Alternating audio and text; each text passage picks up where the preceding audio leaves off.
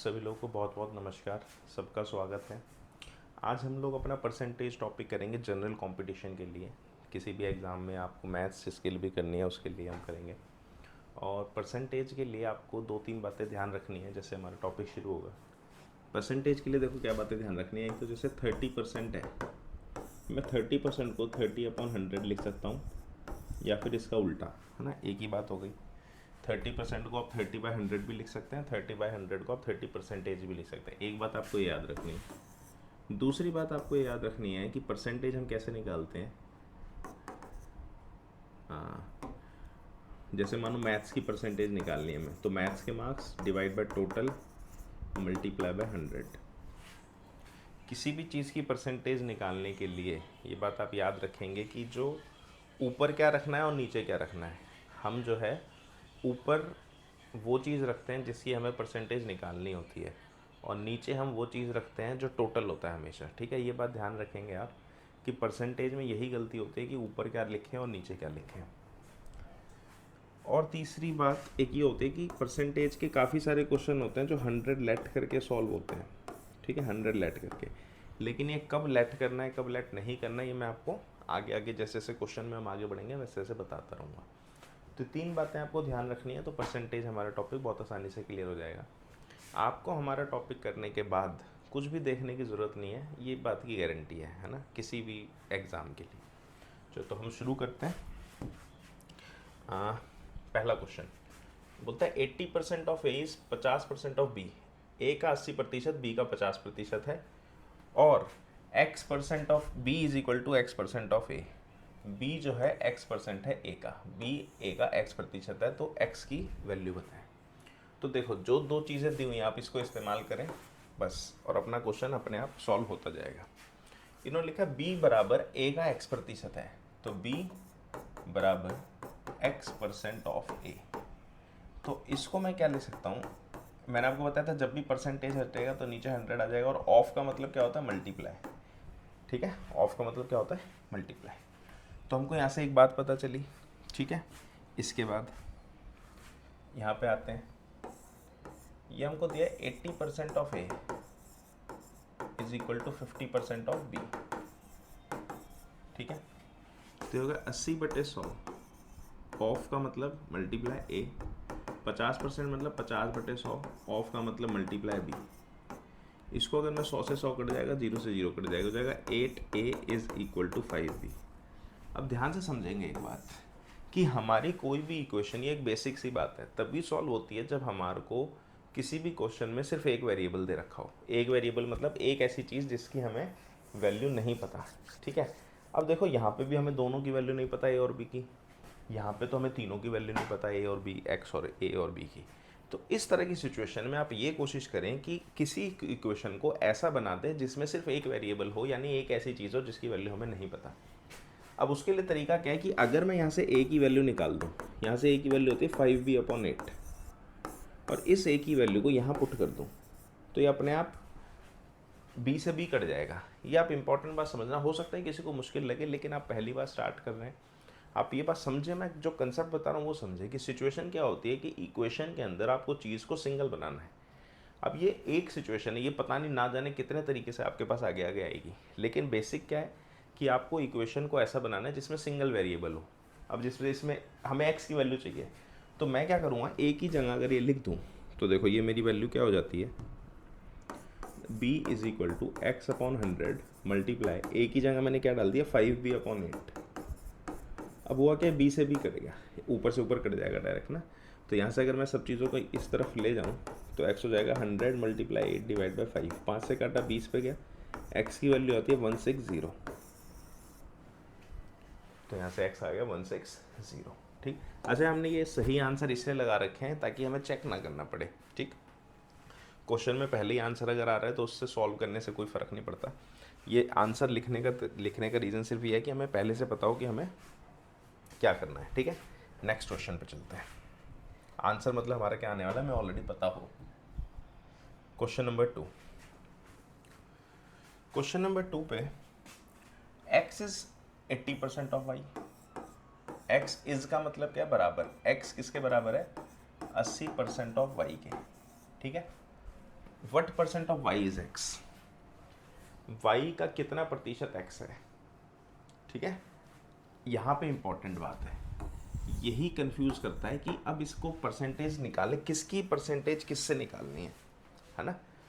तो Y, what percent of Y is X, Y X का कितना प्रतिशत है, इसको मैं भी आपको काफ़ी मुश्किल लग रहा होगा तो भी देख लेंगे इसको, पहले इसको सिंप्लीफाई कर लेते हैं क्या हो सकता है। 80% ऑफ वाई मतलब 80/100 गुना में वाई, 0 से 0 कट गया, 2 से कटेगा, ये आ जाएगा, या चाहो तो बिना काटे भी रहने दो क्योंकि वहाँ पे 100 वगैरह कट जाएगा, आप चाहो तो इसे ऐसे ही छोड़ सकते हो, ठीक है।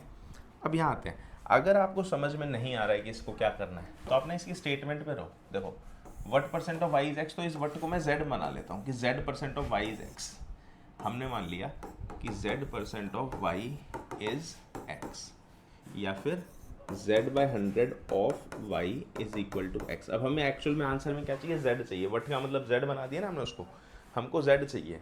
अगर आपको नहीं समझ आ रहा कि किसको किसके नीचे लिखना है तो आप ये एक तरीका भी अपना सकते हैं। तो z, अब इसको सिंगल वेरिएबल करना है, मेरे को z चाहिए, तो मैं x की जगह ये वैल्यू डाल देता हूँ, z/100 मल्टीप्लाई बाय वाई, मैं x की जगह ये डाल देता हूँ, x की जगह हम क्या डाल दिया 80/100 गुना में y, 100 से 100 कटा, y से y कटा, z की वैल्यू क्या आ गई 80, ठीक है, z की वैल्यू क्या आ गई 80 आ गई, ये ध्यान रखेंगे। नेक्स्ट क्वेश्चन, अभी मैं बहुत सिंपल तरीके से करा रहा हूँ, जैसे जैसे हम आगे जाएंगे मैं आपको और भी तरीके बताऊंगा परसेंटेज को करने के, लेकिन एक बात याद रहे, किसी भी ट्रिक के चक्कर में कभी मत पड़ना, ट्रिक के चक्कर में पढ़ोगे तो फंस जाओगे क्वेश्चन में, ठीक है। Next question, question number third question बोलता है 8% of x is same as 4% of y, 8% of x किसके बराबर है 4% ऑफ y के, x का 8% y के 4% के समान है, तो 20% ऑफ y किसके बराबर होगा, तब 20% ऑफ y किसके बराबर होगा इन चारों ऑप्शन में से, ठीक है। तो जो दिया है उसको इस्तेमाल करते हैं, 8% ऑफ x का मतलब 8/100x बराबर 4% ऑफ y मतलब 4/100y, 100 से 100 कटा, 2x बराबर y यहाँ से पता चलता है हमको। अब यहाँ पे क्या 20% ऑफ y निकालो, तो 20% ऑफ y मतलब हो गया 20/100 गुना में y की जगह मैं क्या लिख सकता हूँ 2x हो गया, तो ये क्या हो गया 40x/100 है ना, या फिर 40% ऑफ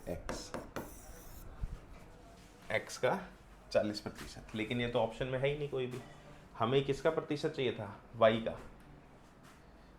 सॉरी 20% ऑफ x है, क्वेश्चन गलत लिख दिया हमने, एक मिनट गलती हो गई, 20% ऑफ x था ये है ना, तो 20% ऑफ x मतलब 20% ऑफ x की जगह मैं क्या लिख सकता हूँ y/2 लिख सकता हूँ, x को इसे उठा के यहाँ डाल दिया, ये हो गया y/2, तो जाएगा 20% पूरा में x/2, सॉरी y/2, 2 से कटा 10, ये हो गया 10 y/100, तो इसको मैं 10% ऑफ y लिख सकता हूँ, तो किसके बराबर हो गया 10% of y, option number A.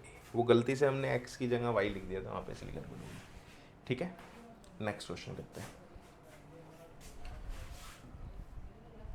Question सारे सॉल्व करना बहुत ज़रूरी है, ठीक है, डायरेक्ट स्किप कर देना से काम नहीं चलेगा, और हम हर टाइप के क्वेश्चन आपको मिलेंगे जैसे जैसे हम आगे बढ़ेंगे, पहले type 1, type 2, type 3, type 4, type 5, हर तरह का क्वेश्चन जो परसेंटेज से बन सकता है आपको मिलेगा।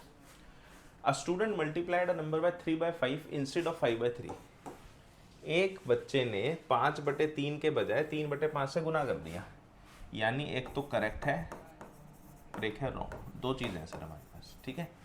करेक्ट क्या था, 5/3 से गुना करना था, मानो एक नंबर को x मान लिया मैंने, x को मुझे 5/3 से गुना करना था, लेकिन उसने 5/3 से गुना ना करके 3/5 से गुना कर दिया, हो गया गलत।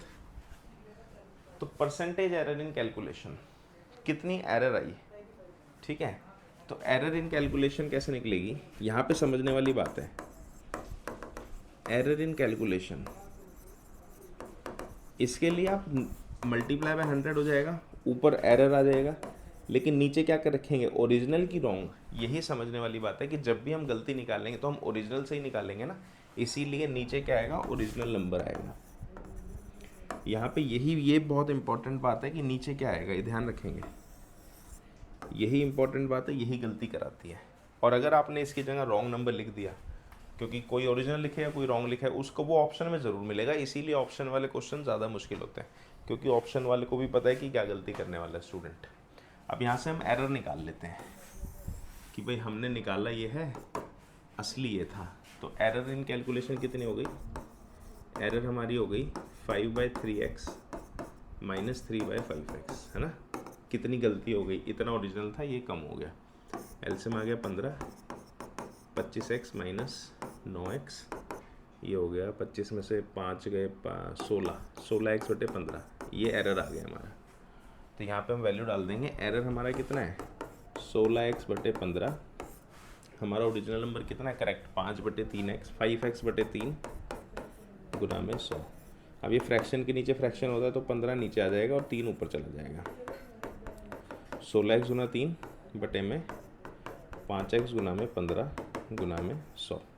x से x कट गया, ठीक है। 3 से कटा 5, 25 से कटा 4, ये आ गया 64%। कितना आ गया? 64%। Option number D. तो ये ध्यान देने वाली बात है। अब इस क्वेश्चन में यही मुश्किल है, यही फंसाता है कि नीचे क्या आना चाहिए। तो जैसे जैसे आप क्वेश्चंस को प्रैक्टिस करेंगे वैसे वैसे सीखेंगे कि कब नीचे क्या आना चाहिए। मैंने आपको पहले ही बता दिया, परसेंटेज में यही एक दिक्कत होती है कि नीचे क्या है, ठीक है। चलो नेक्स्ट क्वेश्चन करते हैं। If p% of p is 36, क्या बोलता है?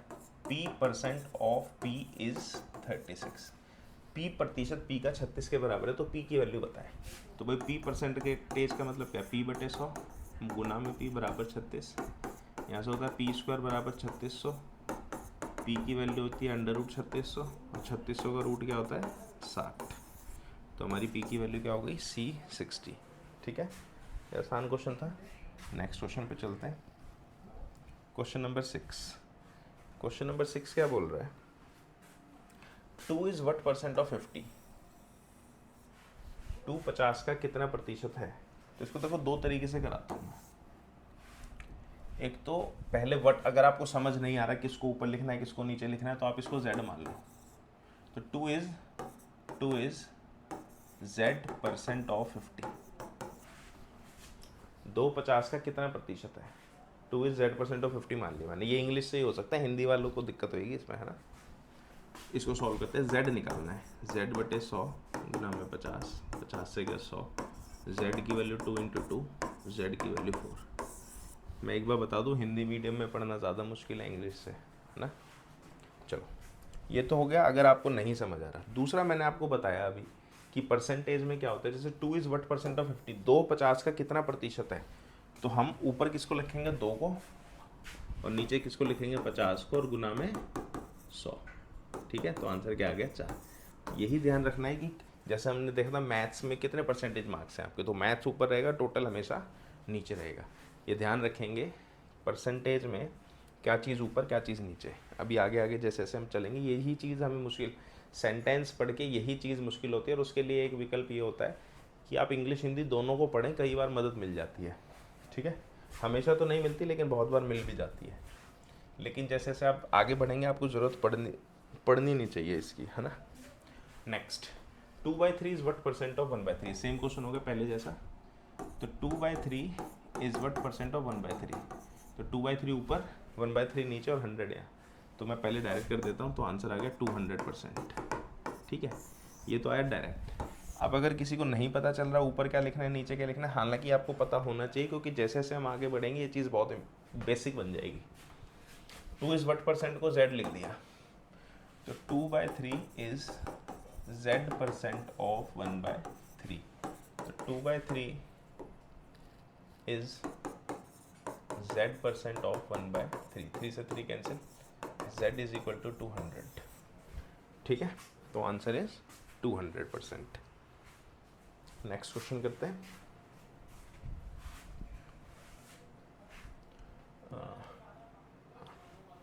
0.15% ऑफ 33 1/3% ऑफ 10,000 इज 0.15। डायरेक्ट लिख देता हूँ मैं इसे। 0.15 परसेंटेज है ना, तो परसेंटेज हटा के अपॉन में 100 आ गया।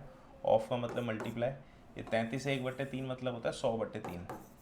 तो 100/3%, लेकिन अभी भी रहेगा क्योंकि मैंने सिर्फ इसको कैलकुलेट किया, परसेंटेज का कुछ नहीं किया। ऑफ मतलब मल्टीप्लाई 10,000, ठीक है।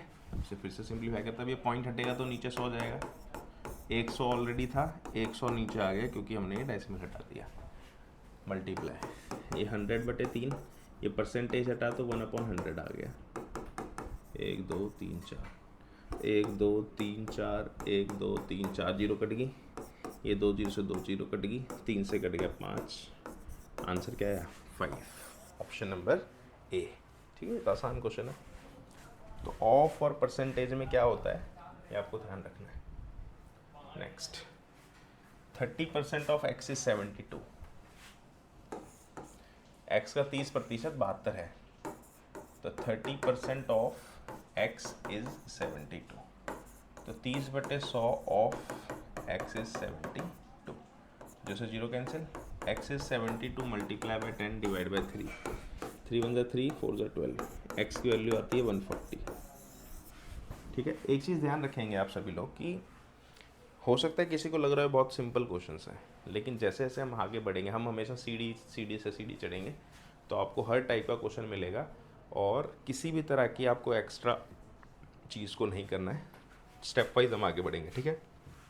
नेक्स्ट क्वेश्चन, किसी भी एग्ज़ाम के लिए अगला, 15% ऑफ a प्लस बी इस 25% ऑफ a माइनस बी। तो पहले जो दिया उसका इस्तेमाल करते हैं। 15% ऑफ a प्लस बी बराबर है 25% ऑफ a माइनस बी के। 100 से 100 कटा, 5 से कटा 3, 5 से कटा 5, मल्टीप्लाई कर लेते हैं इसे, 3a plus 3b, 3a plus 3b is equal to 5a minus 5b।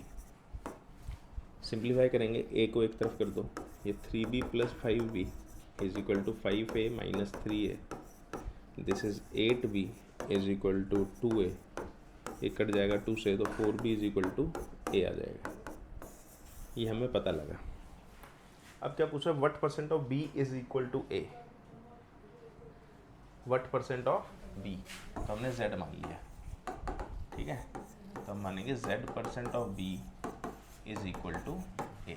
अब वही बात, तीन बातें हो गई जिसकी हमें वैल्यू नहीं पता, तो हमें इसको सिंगल वेरिएबल में कन्वर्ट करना है। मुझे z की वैल्यू चाहिए, मैं z को छोड़ दूंगा और a और b एक दूसरे से यहाँ से कट जाएंगे, तो a की जगह मैं 4b लिख देता हूँ। यहाँ पे मैंने a की जगह क्या लिख दिया 4b, z% ऑफ b मतलब z/100 of b is equal to 4b, b से b कैंसिल, यहाँ से z आ जाता है 400, 100 वहाँ जाके मल्टीप्लाई हो जाएगा, आंसर इज 400%, ठीक है। अच्छा एक चीज़ और बता दूं, जैसे लोगों को कन्फ्यूजन होता है कि मेरा आंसर तो 400 आया है लेकिन ऑप्शन में, क्योंकि कई बार ना ऐसा भी ऑप्शन होता है, मानो ये सी ऑप्शन 400% ना हो गया 400 दे देता, ये और भी ख़तरनाक है, बंदा कंफ्यूज हो जाता है भाई ये सही आंसर है कि ये सही आंसर है। तो होता क्या है कि आपका आंसर z% है, वट परसेंट पूछा है ना यहाँ पे, तो क्वेश्चन ये है वट परसेंट, वट नहीं पूछा, वट परसेंट पूछा है, इसीलिए 400% आंसर है, ठीक है। ध्यान रखना, ये भी बहुत कंफ्यूजिंग है, जैसे जैसे आप आगे बढ़ोगे वैसे वैसे, अगर ऑप्शन में नहीं है तब तो ठीक है, लेकिन अगर ऑप्शन में दोनों चीज़ देते तो फंस जाता है बंदा, ठीक है। चलो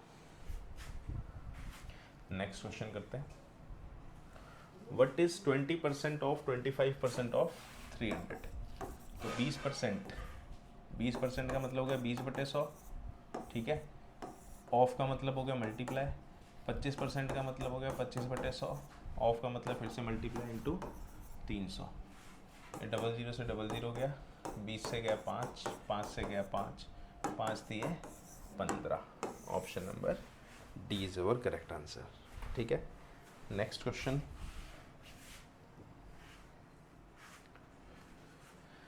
x% ऑफ 25/2 इज 150।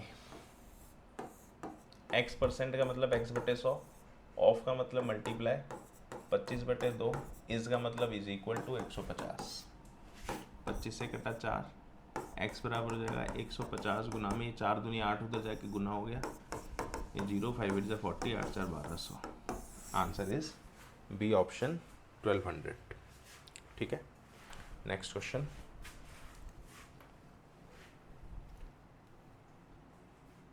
तो कर लिया। Question number 13, 50% of x minus Y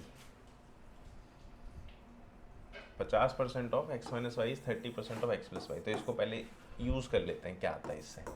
तो 50% मतलब 50/100 ऑफ x माइनस वाई बराबर है 30%, यानी 30/100 ऑफ x प्लस वाई। 100 से 100 कटा, 0 से 0 कट जाएगा, ये गुना हो जाएगा 5x माइनस 5y बराबर 3x प्लस 3y। ये क्या होता है ना, आमने सामने भी कट जाते हैं और ऊपर नीचे भी कट जाते हैं, ठीक है। बस पूरे से मल्टीप्लाई और डिवाइड होना चाहिए। 5x minus 3x is 3y plus 5y। 2x is equal to 8y, यहाँ से आ जाएगा x is equal to 4y, ठीक है। अब पूछा क्या है हमसे, पूछा है what percent of x is y, तो हम इसे z मान लेते हैं। तो z% of x is y, ठीक है। हमें z की वैल्यू निकालनी है, सिंप्लीफाई करेंगे तो z हमें नहीं पता, z/100 ऑफ x की जगह मैं यहाँ से 4y लिख देता हूँ। यहाँ पे x की जगह मैंने क्या लिख दिया, 4y। किसी को भी लिख सकता हूँ, हमें तो काटने से मतलब है। 4 से कटा 25, 25 उधर जाके मल्टीप्लाई होगा तो z की वैल्यू क्या आ जाएगी, 25। तो आंसर इज 25%, ठीक है। कहाँ गया next question, question number 14। 50% of p is 25% of q। p का 50%, q का 25% है। तो पहले इसको इस्तेमाल करते हैं। 50/100 ऑफ p बराबर है 25/100 ऑफ q। 100 से 100 कटा, 25 से 50 कटा, 2p is equal to q आ गया, ठीक है। p is equal to x% of q, तो x पता है, ये आ गया। p किसके बराबर है, x% मतलब x/100 ऑफ मतलब मल्टीप्लाई q। अब ये 3 वेरिएबल हैं, इसको सिंगल बनाना है, तो उसके लिए q की जगह 2p लिख दो। एक ही बात है, चाहे p की जगह q/2 लिखो, बात एक ही होती है, ठीक है। तो p को यहीं रहने देते हैं, x/100 और q की जगह मैंने क्या लिख दिया, 2p। तो p से p कैंसिल, 2 से p कटेगा, x की वैल्यू क्या आ जाएगी, 50, ठीक है। Next question,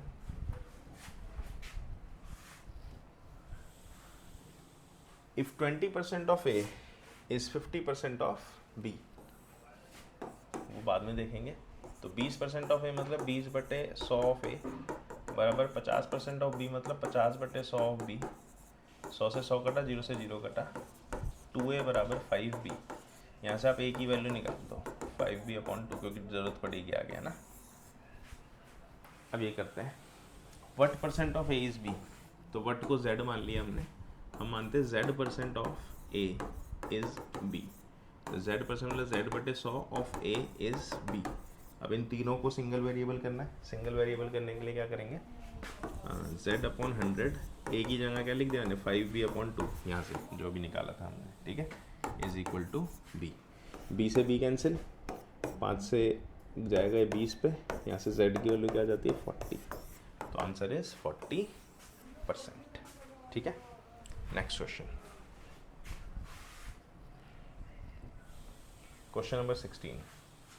in a school 40% of the students play football.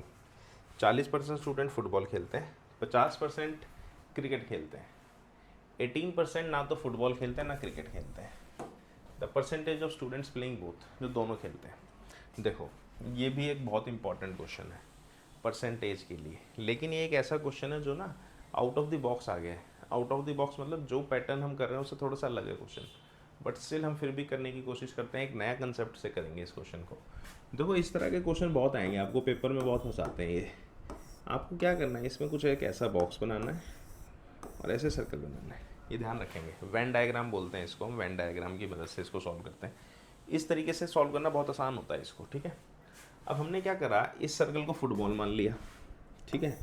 ये वाला सर्कल फुटबॉल, आप चाहो तो कलर अलग अलग यूज़ कर सकते हैं, तो शायद आपको और अच्छा आ जाए। देखो, करते हैं, अलग अलग कलर यूज़ करके देखते हैं एक बार, है ना। ये येलो फुटबॉल हो गया और पर्पल जो है हमारा क्रिकेट हो गया, पर्पल क्रिकेट हो गया, ठीक है, ध्यान रहेगा। अब ये बोलता है 50% क्रिकेट खेलते हैं, तो ये 50 बच्चे ही हो गए पर्पल वाले, ठीक है। और क्या बोल रहा है, फुटबॉल कितने खेलते हैं, 40% फुटबॉल खेलते हैं, तो 40 बच्चे ये हो गए फुटबॉल वाले। इफ़ 18% कुछ भी नहीं खेलते, जो कुछ भी नहीं खेलते वो बाहर हो गए, यहाँ पे 18 यहाँ है। ये जो भाई ये फुटबॉल वाले हो गए, ये क्रिकेट वाले हो गए, ये हो गए जो कुछ भी नहीं खेलते। तो percentage of student playing both, ये बता दो, ये दोनों खेलते हैं मतलब ये वाली शेडेड रीजन, ठीक है। इंपॉर्टेंट क्वेश्चन है, बहुत ही इंपॉर्टेंट क्वेश्चन है पेपर के लिए, बता दूंगा। अब ध्यान से समझेंगे कि ये परसेंटेज में चल रहा है ना सब काम, तो परसेंटेज मतलब टोटल कितने होंगे, 100 होंगे। टोटल कितने होंगे, 100। भाई परसेंटेज का मतलब ये आउट ऑफ 100, या तो अलग से नंबर देता है ना। देखो ये क्वेश्चन दो तरीके से आता है, कभी कभी ये परसेंटेज में नहीं भी होता, तो अगर ये परसेंटेज में नहीं होता तो आपको टोटल नंबर वगैरह सब कुछ देता, लेकिन इसने नंबर नहीं दिया, मतलब हमारे टोटल स्टूडेंट्स कितने, 100, यानी इन सभी को मिला के क्या होने चाहिए, 100। ध्यान से समझेंगे। अब भाई 18 तो यहाँ हो गए, है ना, 50, इसको ना हम देखो ऐसे करते हैं, ए बी सी, इसको हमेशा ऐसे करेंगे, ए बी सी। अब इसकी इक्वेशन बनाता हूँ, देखो मैं, ए प्लस बी कितने हैं, 40, भाई इन दोनों को मिला के 40 है, ठीक है। और बी प्लस सी कितने हैं, बी प्लस सी कितने हैं, 50, और इसको डी मान लेते हैं बाहर वाले को, डी कितने हैं, 18, और ए बी सी डी चारों को मिला के, A plus B plus C plus D, ये चारों को मिला के कितने हो गए, 100 हो गए। ध्यान रखना सबसे आसान तरीका है इसको सॉल्व करने का, और ये इस तरह का क्वेश्चन बहुत फंसाता है। ये सबसे आसान तरीका है, ना कोई फॉर्मूला लगाना है, ना कुछ दुनिया भर के फॉर्मूले कुछ नहीं लगाना आपको, इसको ना अलग अलग ऐसे नाम दे दो और इसकी इक्वेशंस बना दो, ठीक है। अब इस इक्वेशंस को सॉल्व कर लो। अब देखो भाई, अगर मैं डी की वैल्यू यहाँ से 18 डाल दी मैंने, और बी प्लस सी की वैल्यू यहाँ से 50 डाल दी, तो यहाँ से ए आ जाएगा मेरा खाली, सिर्फ ए मतलब इधर वाला, है ना। तो ए हो गया मेरा, ए प्लस 68 बराबर 100 हो गया ये, और ए की वैल्यू हो गई 100 माइनस 68, तो ए यहाँ से हो गया 32, ये 32 हो गया। यानी कि ऐसे लोग जो सिर्फ फुटबॉल खेलते हैं, हमें क्या चाहिए, दोनों खेलना, लेकिन बी की वैल्यू चाहिए मुझे, ए 32 आ गया। अब इसकी वैल्यू क्या डाल दो भाई, ए प्लस बी 40 था, तो ए अगर 32 है तो बी यहाँ से कितना आ जाएगा, अपने आप आ जाएगा 8। ये एक बहुत, ये क्वेश्चन हालांकि इसके बीच में आ गया, लेकिन ये काफ़ी मुश्किल क्वेश्चंस में से समझा जाता है, ये बात ध्यान रखना। और आपको दी बेस्ट और सबसे आसान तरीका बता दिया मैंने इसको सॉल्व करने का, ठीक है।